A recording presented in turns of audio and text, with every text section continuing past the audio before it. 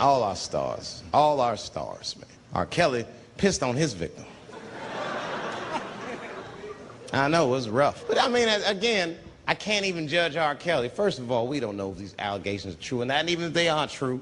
If you want to know how I feel about it honestly, if a man cannot pee on his fans, I don't want to be in show business anymore because, well, that's why I got in the game, baby. I got dreams too. You guys are confusing the issue. While you guys are busy worrying about if R. Kelly even peed on this girl or not, you're not asking yourself the real question that America needs to decide once and for all. And that question is, how old is 15 really? Oh, that's a good question. That's a good question. I'm not saying that a person is as smart as they're going to be at 15. That's not what I'm saying, man. But I am saying 15 to me is old enough to decide whether or not you want to be pissed on. I mean, that's me. If you can't make a decision like that by the time you're 15, then just give up, motherfucker, because life is way harder than that. I make tougher decisions all the time. If you don't want to get pissed on, just get the fuck out of the way. It's not even a decision. If I start peeing on the front row, they're not going to have to calculate and think, oh, how do I feel about this? Am I okay with it? They just move. You can do that at 15. I could have. I've been 15. When I was 15, I was doing stand-up in nightclubs. I smoked reefer from time to time. Friends were selling crack. I was trying to finger fuck people. I knew what was happening around me to some degree. Getting pissed on was the least of my worries at 15. Trust me. But it keeps coming up. There's a lot of confusion around that age. Anytime 15 comes up, people freak out. Like when that girl, Elizabeth Smart, got kidnapped, right? Remember in Utah last year, 15-year-old girl Elizabeth Smart was kidnapped, and then they finally found her, and the whole country was relieved. And I was the only one saying, damn, she wasn't that smart after all. Now, because she got kidnapped, that could happen to anybody. I'm not knocking her for that. I'm just saying, if you kidnapped me when I was 15, you gotta take me further than 8 miles away from my house, man. God damn. You can't hold me prisoner around shit I recognize. I'll break away. I'll break away. Fuck off me, nigga. That's my bus stop. I know where I'm at. I'm going home.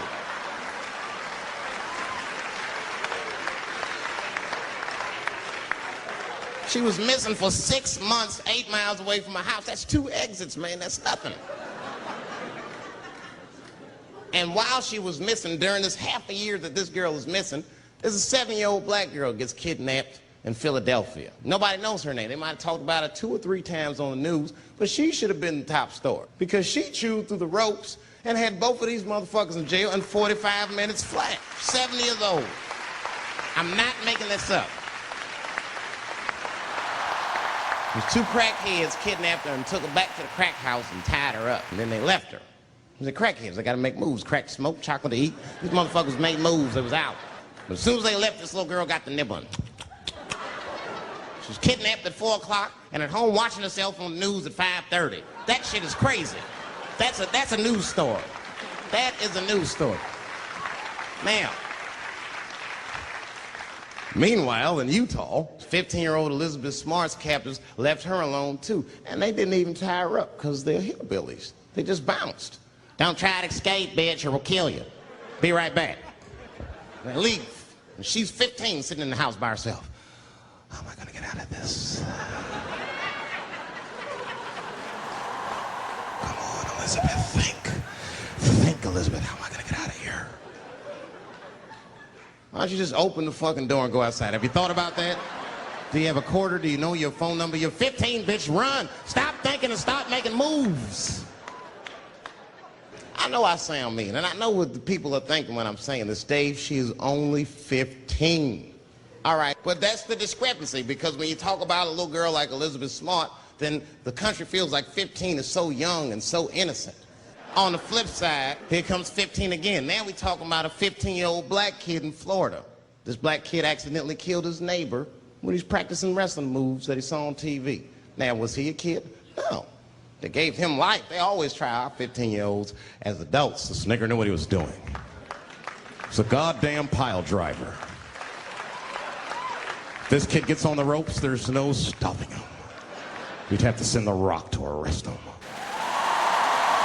And they gave a 15-year-old boy life in jail. If you think that it's okay to give him life in jail, It should be legal to pee on them. That's all I'm saying. You got to make up your mind across the board how old 15 actually is. That's all I'm saying.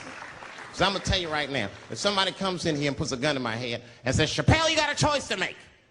You're either going to jail for a month or we'll let you go, but you got to let R. Kelly pee on you. I'm not hesitating. Bring in R. Kelly and tell him to stay away from my ass.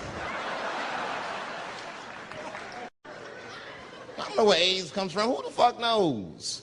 Scientists don't even know. Scientists still say AIDS started because somebody had sex with a monkey. Word. After all this research, this is the best explanation that you came up with, mother. Nobody fucks monkeys and people, you idiot. You either fuck monkeys or you fuck people. That's it. There's no in between. You're not gonna get some monkey pussy on Tuesday and then be like, well, let me call Charlene on Thursday. No.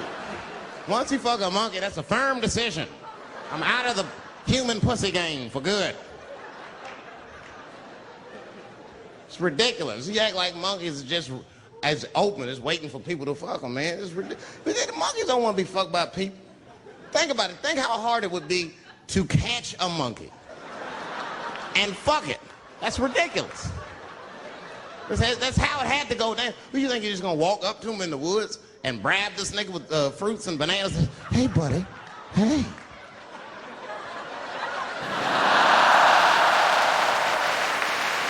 Yeah. There you go, buddy. Yeah. Yeah. Here you go, your big bright red ass.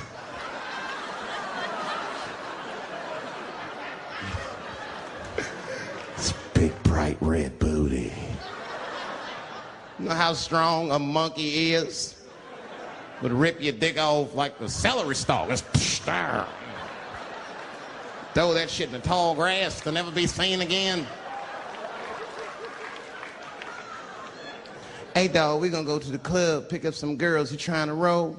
Nah, man, I'm cool. I'ma stay home, dog. Chill with my monkey.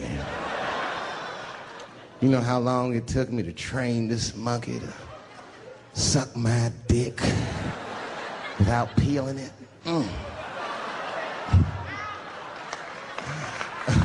Last night, Chim Chim jerked me off with his feet. Nigga, only a monkey can show you that kind of love and tenderness. So y'all can keep fucking these people if you want, niggas. More monkey pussy for me. Hooking up with an orangutan next week. That's all I fuck is chimps and orangutans. I almost protested the war in the beginning. Almost. Until I saw what happened to them Dixie chicks. I said, fuck that. If they'll do that to 3 white women, they will tear my black ass to pieces. I don't want to hear that shit. Yeah, man, they would.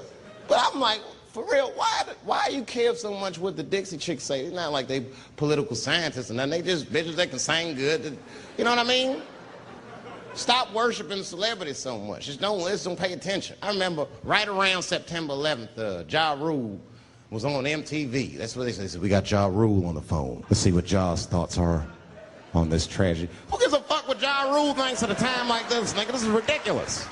I don't want to dance. I'm scared to death.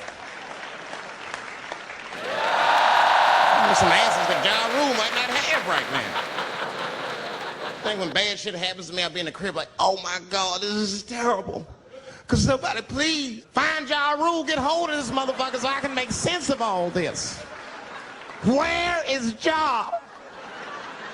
Guide me, Ja Rule.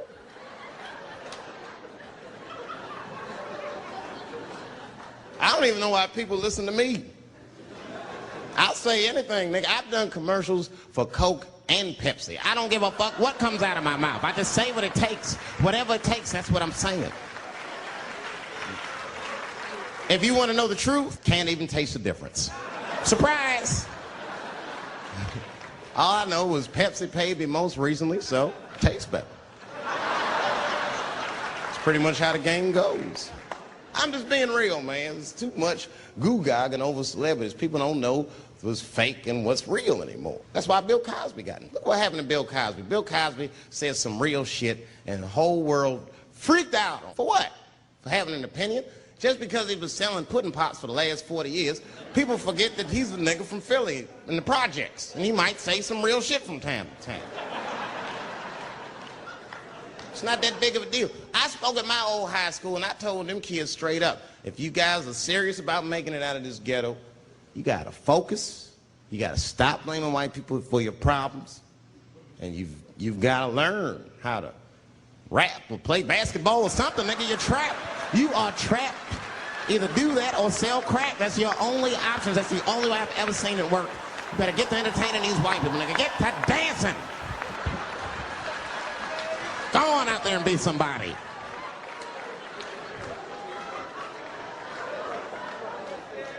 I just hope they listened.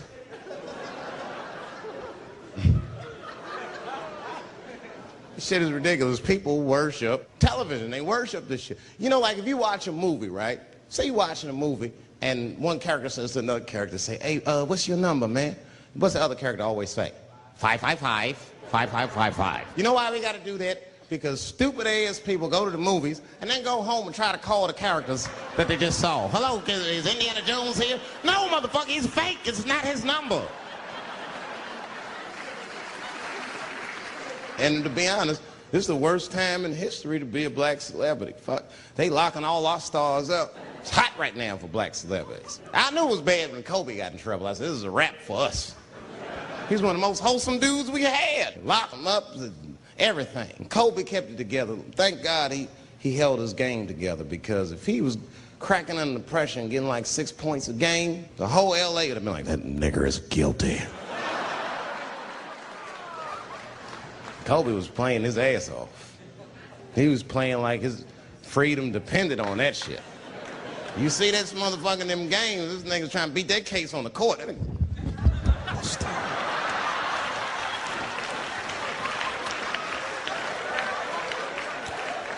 Like the judge threw him the ball, like, play for your freedom.